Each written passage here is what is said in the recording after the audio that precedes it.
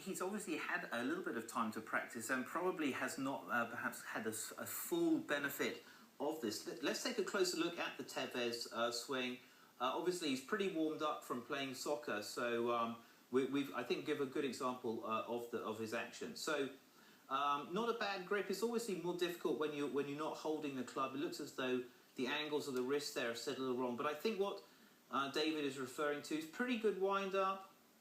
Lots of resistance from the lower body. Now, look what's happening here. What have we got there? We've got a little chicken wing right elbow. That's very unfortunate. There's the offending item. So with the amount of power you would expect, you know, this is not sort of the key position that we'd be looking for. So that's unfortunate. Now, obviously, it makes a fairly good transition. You just watch his right foot there.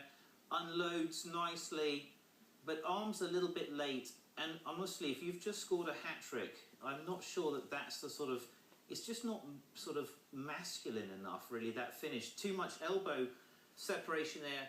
I think he needs a sort of a more dynamic movement. So sort of for the Tevez movement needs to keep that elbow down a little bit more, keeps that width better. Once he's got the width, he'll get the leverage, then he can get the speed up. And I was thinking maybe a little sort of a step and go for Tevez. So, you know, it's a showboating sort of swing, but technically I think we'd have to look at that and say, you know, he needs another break from the game and just work on that sort of that little celebration swing a little harder.